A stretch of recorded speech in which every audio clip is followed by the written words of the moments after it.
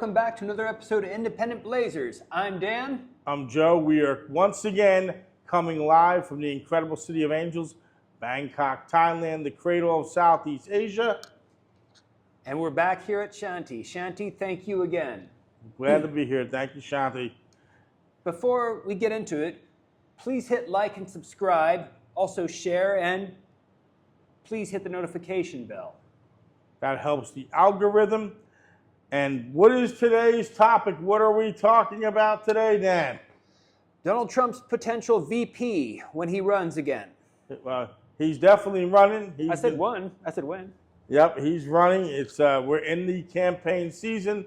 The former 45th president of the United States is looking to make history. And what do I mean by that? After January 6, 2021, they thought he was dead in the water. He's over.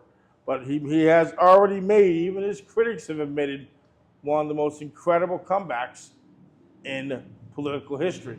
So if he was to somehow win the White House, probably the greatest political comeback ever. But today, we're going to talk about who are former President Trump's vice presidential picks. Before we do, Joe, don't forget about Grover Cleveland. Did you know he lost his re-election, but then afterwards he went a second term? That is true. Yeah. He did, but Donald Trump has been under a cloud. We have to call as we see it. He has been convicted, and that is a controversial topic. We'll talk about that in another video. Oh yeah. But he does have pending charges against him. However, he is still standing. He is running, and who is on his vice presidential short list?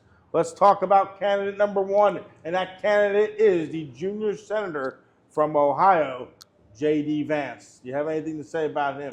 J.D. Vance, I have limited information, but please tell me what you know about him. Well, he's the junior senator from Ohio. He also wrote that book, Hillbilly Effigies. It was a very popular, best-selling book about growing up in rural America. I have to admit, I haven't read it, but a lot of people from all over the political spectrum like the book. He's also a successful businessman, and he's a fierce Trump defender.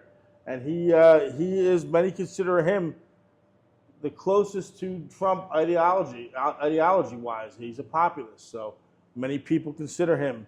So that's J.D. Vance. He's the first-term senator out of Ohio.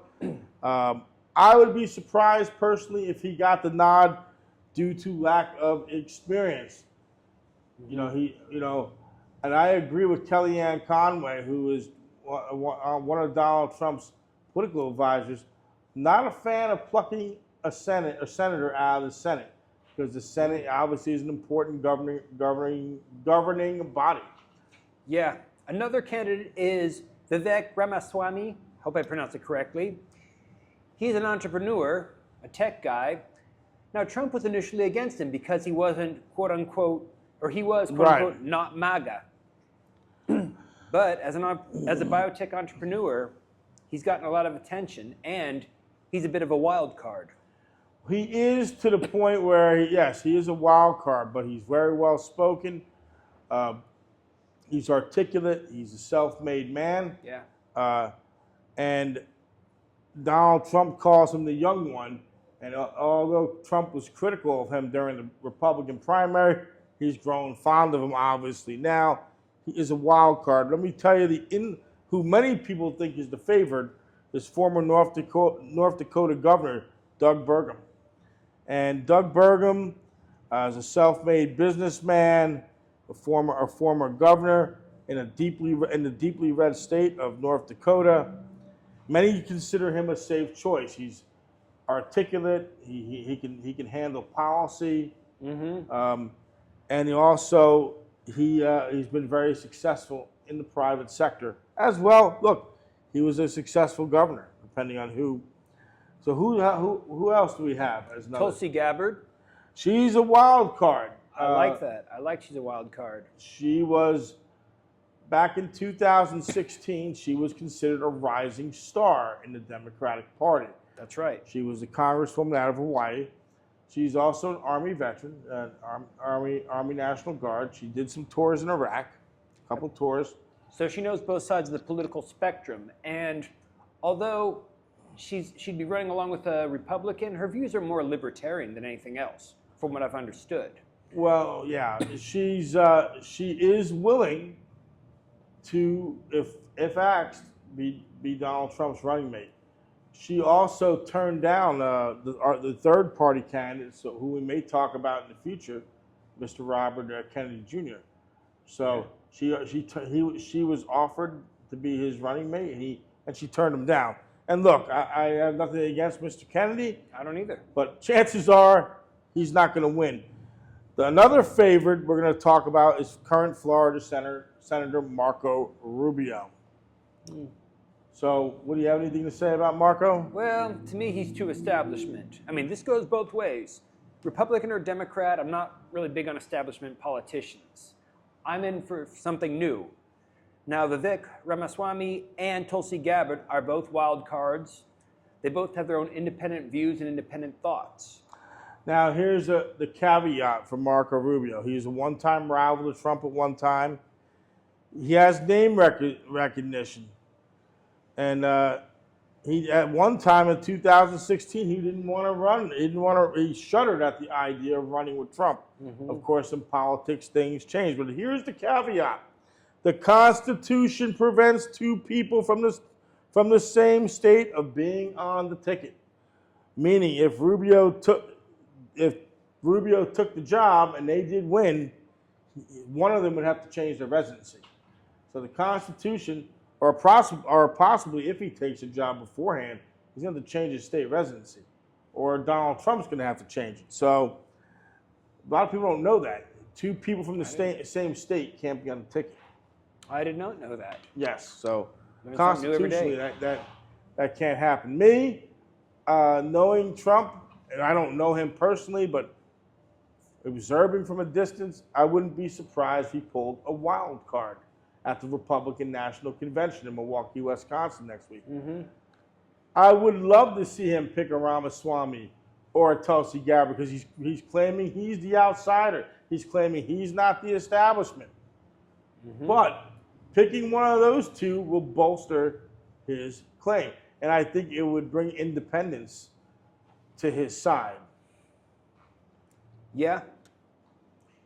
Me personally, I'd like to break away from what we've had for years. And I'd like to break away from the polarization of Republican or Democrat. You either has to be this way or you're this way. There's nothing between. We need more nuances. Now, left field, what I call left field candidates. Tim Scott, the senator of South Carolina, obviously he's been in the Senate for a while now.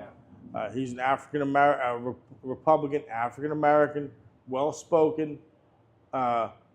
Also on his ticket, or on his list, not the short list, there were some other candidates. Brian Danielson from the congressman from Florida, Byron Danielson.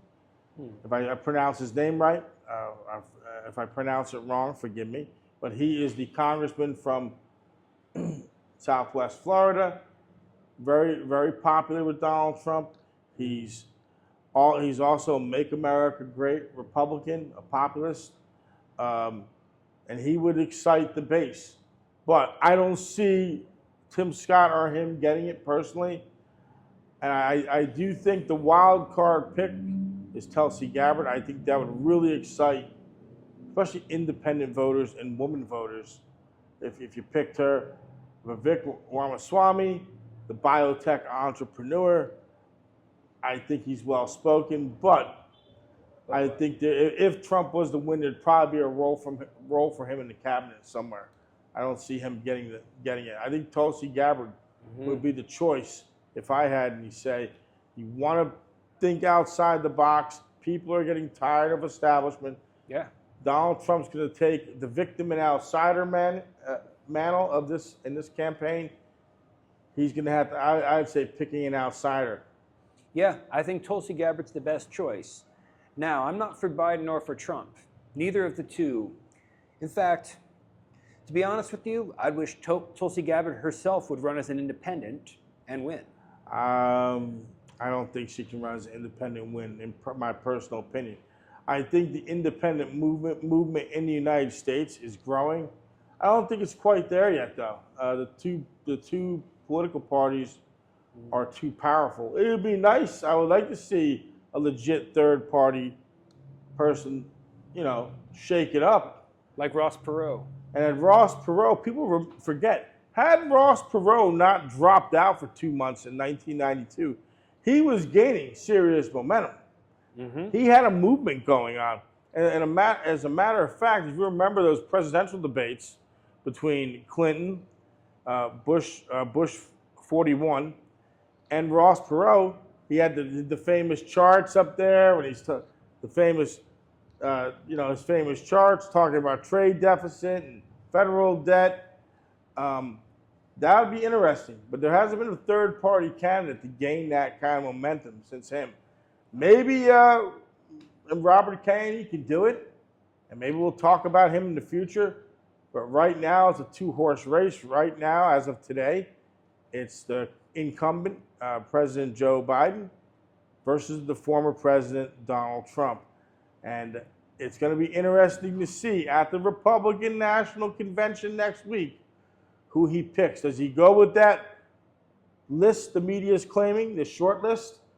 The former governor of North Dakota. He's the favorite. He's the favorite right now. Does he go with Marco Rubio or take a shot in J.D. Vance? Or does he go outside the box? I hope he goes outside the box. That's all I have to say. Well, I agree. I do too. I hope he doesn't play it safe. So I sincerely hope he goes outside the box. I think that would be his best bet. He could shake things up, and I think it would really get some positive press because he's claiming he's the outsider. He's claiming he's persecuted. Look, I get Donald Trump. You either love him or you either hate him. No, not always true. I neither love nor hate him. True, but the bulk of the people, Donald Trump elicits reaction. He elicits ratings. He elicits happiness if you like him. Mm-hmm. He elicits hatred if you don't. And to me, I don't hate Donald Trump. I don't hate Joe Biden. But I think Donald Trump needs to roll the dice. This is an important pick. He has to get it right. And look, this candidacy could be the difference between him getting in and not getting in. I know some people who will watch this video will disagree with me saying that. Keep this in mind. It's independent Blazers. We're supposed to have varying opinions here. We're supposed to have a diverse. That's right. A diverse group of opinions. We'd like to know what you think. Exactly. You don't have to agree with either one of us. Thank you. Please put in the comments below if you'd like to share your opinion. And please don't forget to like and subscribe, share, and hit the notification bell. And real quick, a future note for our channel, we will not just be covering politics. We'll be covering an array of things, from pop culture to Thailand to even some sports. Geopolitics, international conflict. International history, everything. historical figures, travel, food, you name it. So I'll tell you what, like, subscribe, share, bang that button. We want that algorithm to flow, and we want you to join us on becoming independent Blazers. Till next time. Have a great night. Have a great day wherever you're at.